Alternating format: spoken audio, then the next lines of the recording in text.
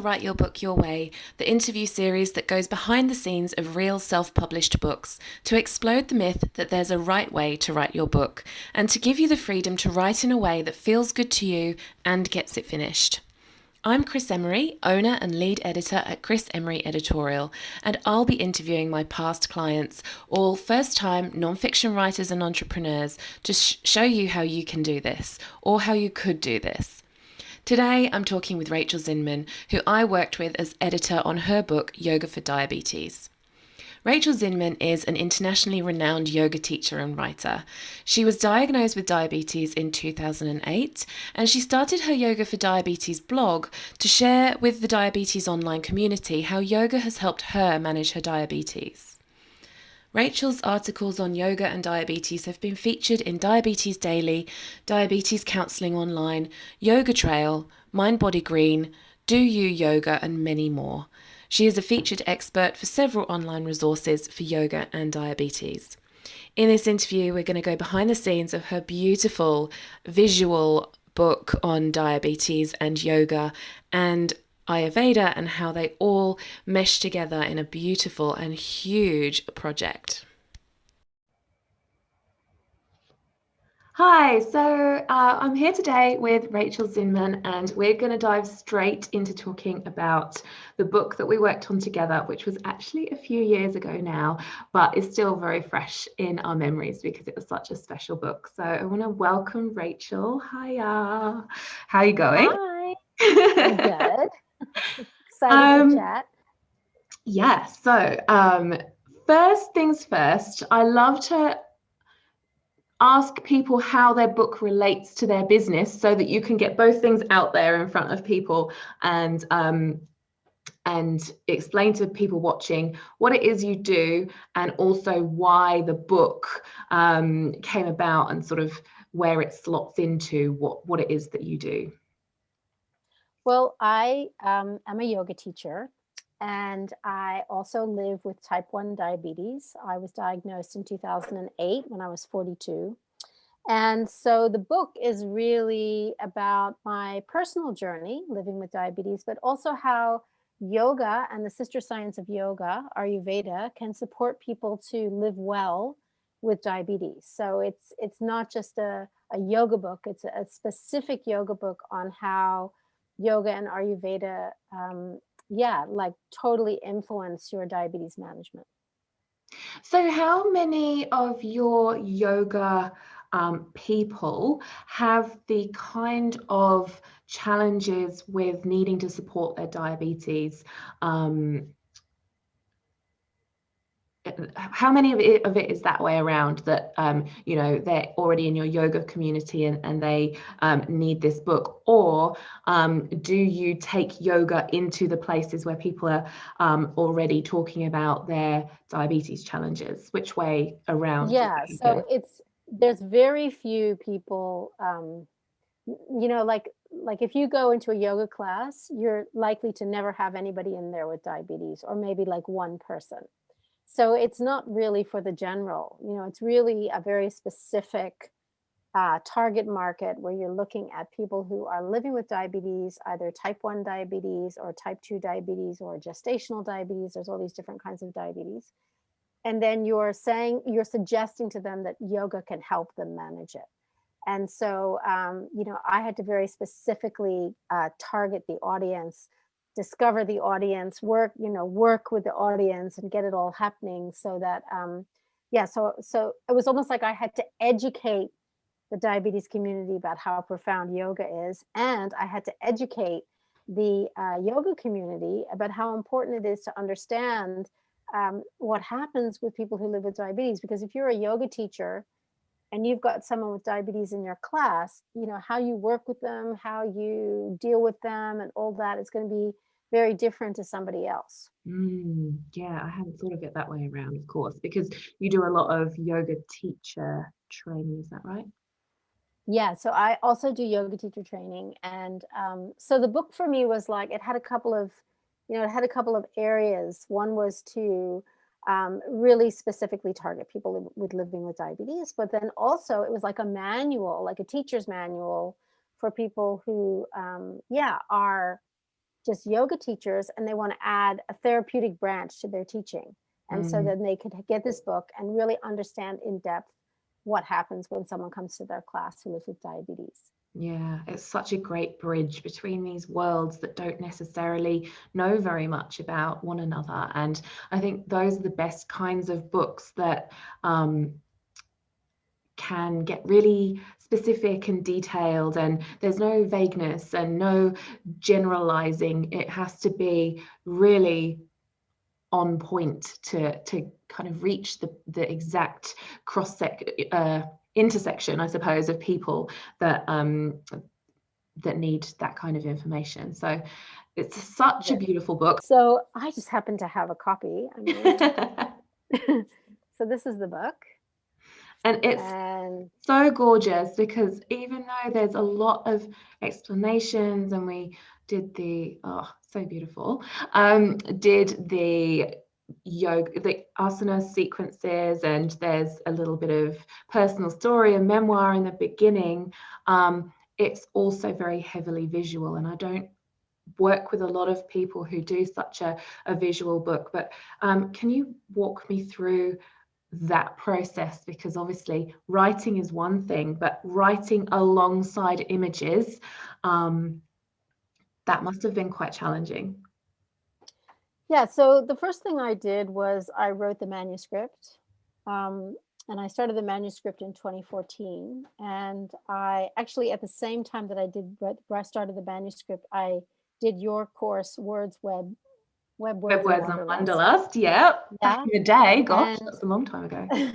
and just did like as I was doing chapter by chapter and just kind of thinking about my voice and how I wanted, how things would kind of integrate. And it was just profound for me because it just inspired so many of the chapters. So, each chapter as I was writing the book was very much about just like my personal experience and then going into the actual teaching. How do you teach? What are the breathing techniques? What are the meditation techniques? What are the sequences?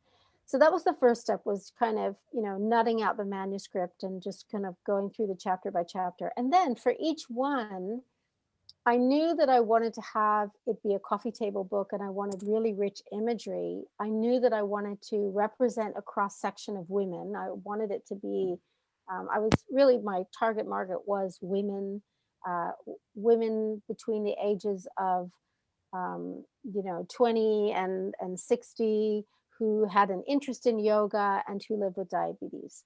So that was kind of, who I was aiming for. And I thought, what do those women love? Well, most women, they love juicy images, they love nature, they and then I also went into bookstores and looked at other yoga books and actually looked at what I didn't like.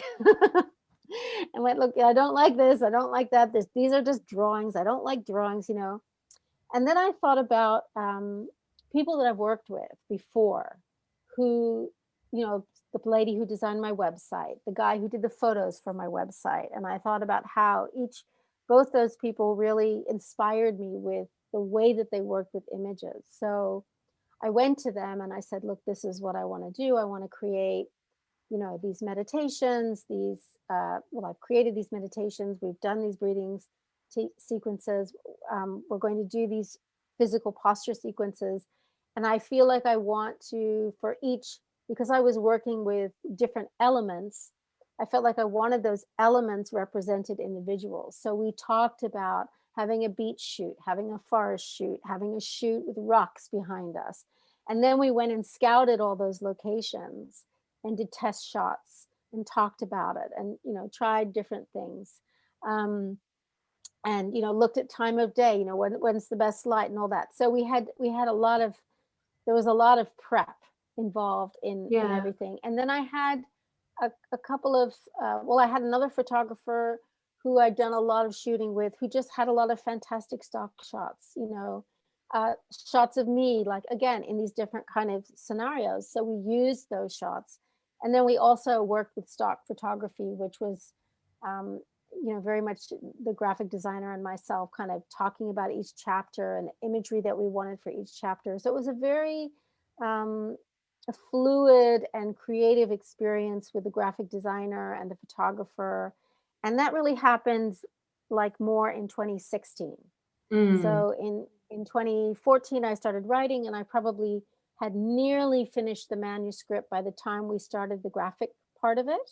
And Okay, then I was once going to we ask that. Yeah, and so yeah, and the other thing I did was with the models, I shot every pose first with the models, just myself, like rough shots, so that I could kind of get a sense of how the sequence would flow and how it would feel and how it would look. And then we had to do things like makeup, and I mean, there was just so much involved, like so someone had with to get their they had to get their hair done. We had to go and choose the costumes, what were people going to wear? mm, How was that going to sit in the location? What were the colors? Like, the there whole was so much. production, which It was like putting on a show, so writing a book with rich imagery was definitely, requiring me to draw on all my creative background, which is I used to be a choreographer, and what it was like to know what lighting I wanted, know what sets I wanted, know what costumes I wanted, know what kind of movement I wanted, the shapes I wanted. So I drew on all that,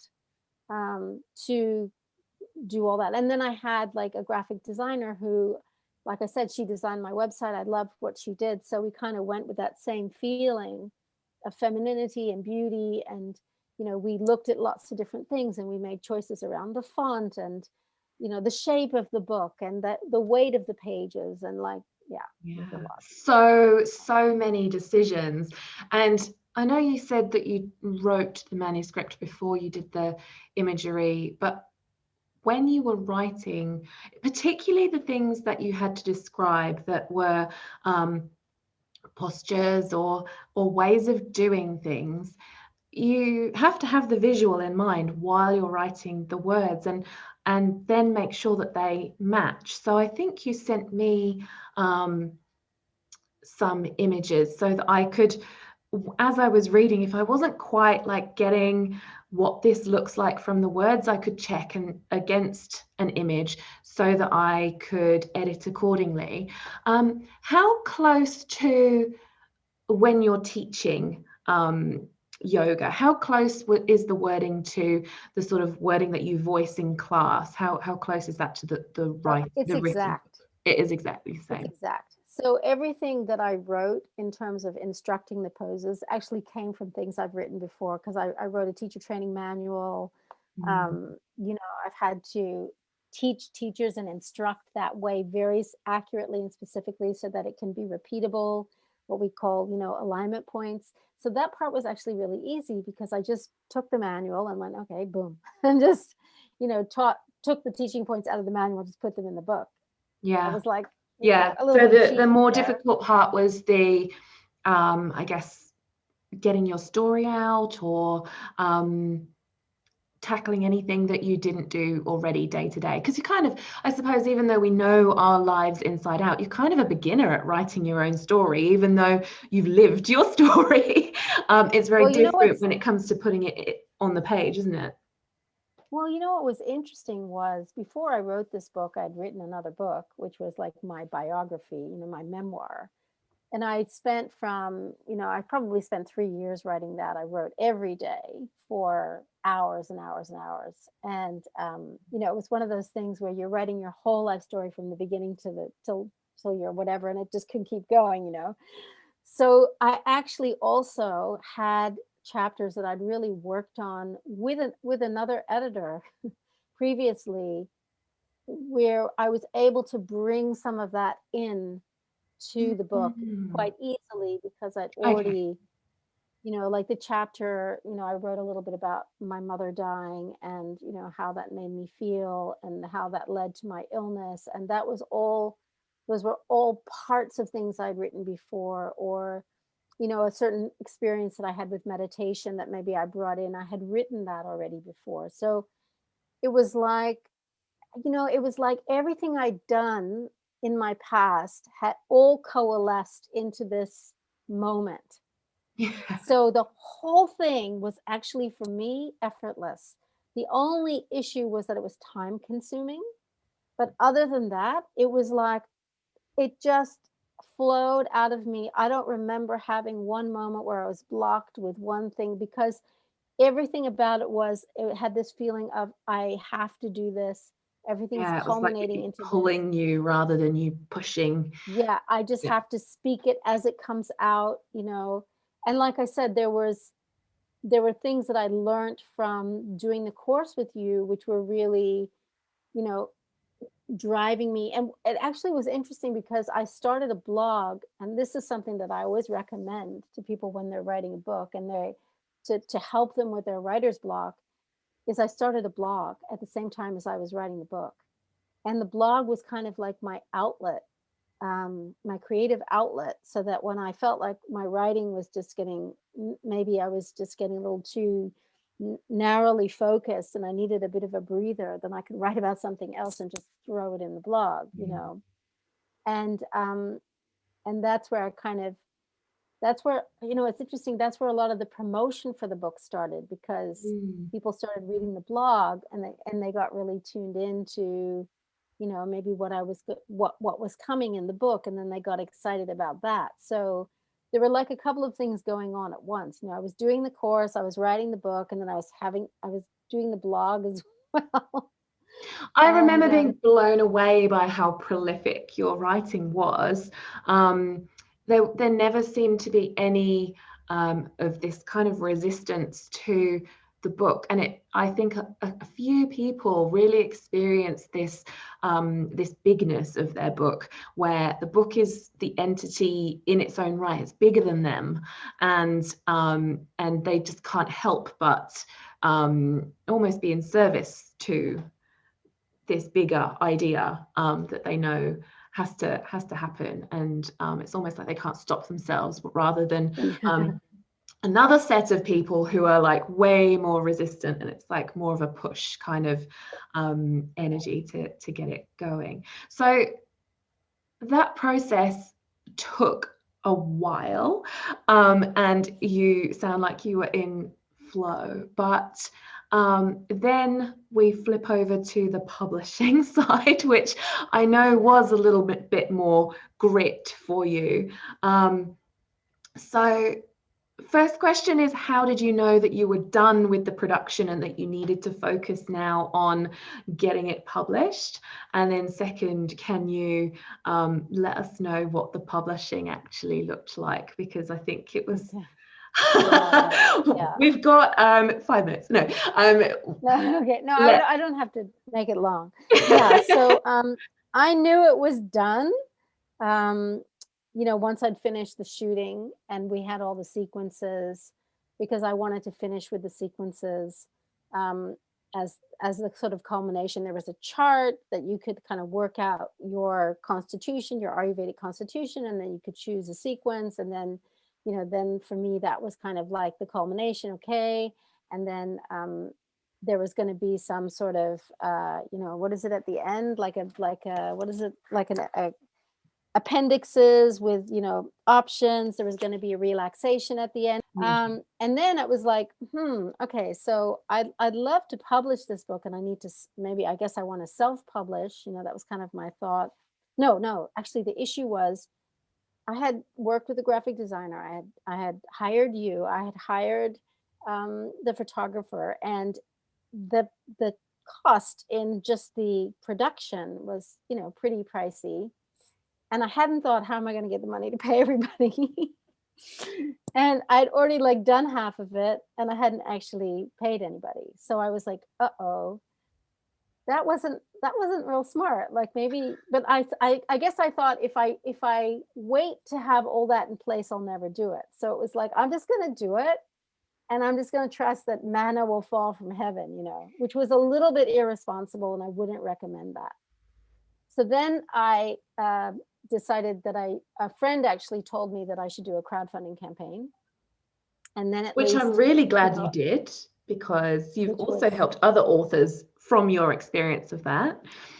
yeah, that was incredible. So my friend walked me around the block and said, you need to do a crowdfunding campaign. And I just dove in hell for leather and went for it. And it was the best thing I could have done, because not only did I raise the money, but a publisher approached me from seeing the crowdfunding campaign, which was very unexpected. But what I did in the crowdfunding campaign was I reached out to just as many people as I could in the diabetes community.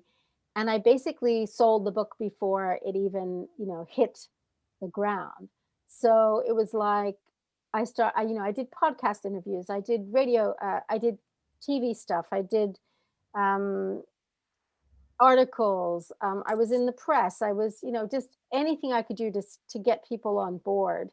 And I mean, I can't even like remember now how much I did, but every day, probably 5 times a day, I was doing something to get pledges in, from, putting the rewards together to, you know, just doing all the outreach. But that outreach was incredible because then when I actually went to launch the book, which was another year later, um, I had all these contacts and connections overseas and people who were hosting me. And, so it was incredible kind of follow through. So what happened was I did the crowdfunding campaign in a month. I raised $25,000 to produce the book, which paid everybody and was for me to do, to get the crowdfunders, the supporters, their books, and get the book printed. So that was kind of, and it wasn't enough. I should have probably raised $50,000 because it's all way more expensive than you think. So, if you to do are doing something a that crowdfunding image heavy campaign, as well and of that yeah, quality. yeah, Yeah, for sure. yeah. So I way sort of underpriced it. And then I went with a publisher. This publisher found me through the crowdfunding campaign. He approached me. He was a small independent publisher in New York. And then he said, okay, we'd like to offer you a contract. And I went back and forth. And then I decided to go with the contract. And then he said, so, and then I gave him, so by then it was like, wasn't even like a finished manuscript, but then we got him the finished manuscript. And then he was so happy with it. All he really thought we needed was a couple of like, maybe an extra appendix in there. There was a couple of things, but not much.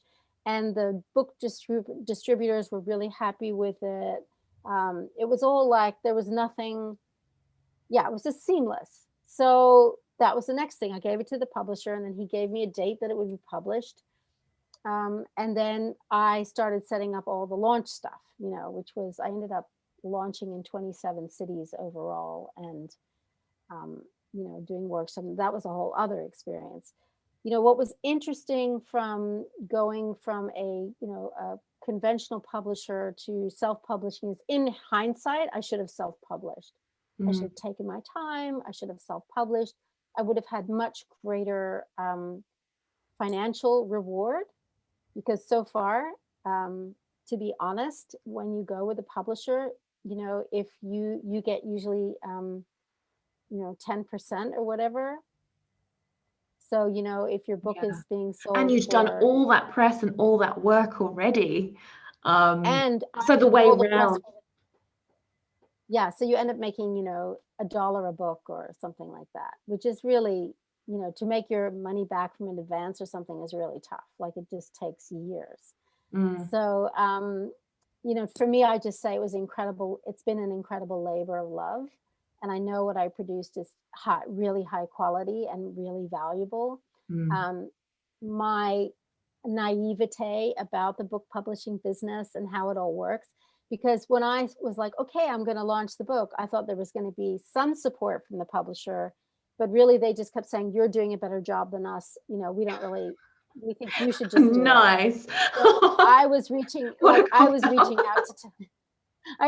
out to television stations in the States and, getting airtime and, getting interviews. And I did all that myself. And every time I'd reach out to them and say, can you help? They'd be like, well, we'll just send you the books, And then, it was like, in my mind, it was like going to be this rosy thing where I was going to be this author and make millions and sell this book that everybody wanted.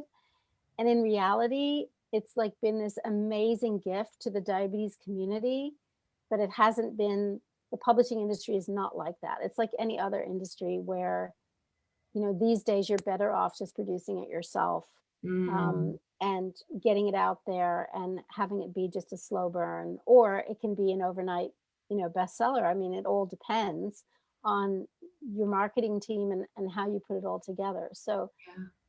You're I more don't want to put a control. downer on it. I just want to say it was just like it wasn't what I thought it was going to be when I went And into the what I think a publishing lot of business. people perceive getting published to be. One of the major benefits, obviously, of self-publishing is that you're completely in control of the timeline. And I have a feeling that the publishing process for you took quite a while to get from having the manuscript to actually having copies and doing your 27 city tour. But also, I have an idea that you got picked up on a distribution deal with either another publisher or same publisher but in a different country. Is that right? Yeah, so it was a worldwide distribution, so every country. I have no idea if that's actually happened or gone through. The publisher isn't really communicative about that. Yeah, so that's why I think you have to be very, very careful if you're going to go with a publisher and really check their deets. Who are they? Who do they distribute with? Talk to other authors that have been with them. What is their experience? How do they feel about that publisher? Like, don't just go in and go, I've got a deal. Woohoo! I'm going to be a published author. It's going to be a conventional thing. It's going to be great. Um, do your homework, do your research, and really find out who you're publishing with, because you know I don't really know what my publisher, what was the motivation behind my publisher wanting to work with me. I think he thought it was a good bet, Mm. but so far he hasn't. It's just like when I said to him, isn't there any more you can do at one point? And he said, well, I've done everything I can do. And now it's So been, interesting because I published the book in 2017. It's now 2021. And it's definitely out there. And I definitely get a lot of, it's like a great calling card for me for other things and work that I have and stuff like that. Um, but 5 years later, I haven't even made back my advance. So mm, yeah, it's interesting though because so many people have great ambitions to be published with a publishing house, but you kind of fell into it. And you were intending on self-publishing self-publishing. originally. Yeah. And so what would you do differently if you were to write another book and publish again? Would you go the self-publishing route? Definitely. I would definitely self-publish. I would just go in my own timeline. I would know a lot more about the costs going into it. And I would be more practical and realistic because I'd obviously want to do a similar kind of look and feel book. Like, I Yeah. have an idea for another book eventually as a follow-on from this one. And so, yeah, I'd want it to be as beautiful and as professional and as amazing. And so now I know, okay, to produce it yourself is going to cost this much. This is how much it's going to cost for you to make that money back. This is how many copies you need. This is the publish the This is how much the work print it's going to be. house. Yeah, like yeah. So it's been a huge learning curve, and I found it's been really beautiful to feel very confident as a writer and to be able to write in blogs and write posts and whatever I want to do. I feel very confident in my ability to write, whether I'm writing for somebody else or, doing more of a journalistic thing or writing for myself or whatever. Mm. Whereas before I wrote the book, I didn't have that kind of confidence. So it was an incredible confidence builder. It was a real service to a community of people. Now, like I said, lots of people are teaching yoga and diabetes, putting the two together. It's like I've Oh, pioneered that. Now it's sort of taken off, which is fantastic. If someone buys a book that on yoga and diabetes that somebody else has written, they're usually going to buy my book in that bundle as well on Amazon because it's listed there. So, there's so many perks that come from writing a book that aren't necessarily about the book, yeah, which is that's so true. what I didn't know, what I And would didn't you know do the before. Kickstarter again? You kind of raved about that. I remember it being like really the crunch point of it going ahead and really taking off and people knowing about it and stuff like that. So is that something that you would recommend? I would highly recommend doing something like that. Yeah. I mean, you've got to have the fortitude and the ability to follow it through, and you've got to work like a demon while you're doing it. It was like 24/7 for me. I mean, I slept, I think, 7 hours a day, and the rest of the time I was promoting the book and crowdfunding.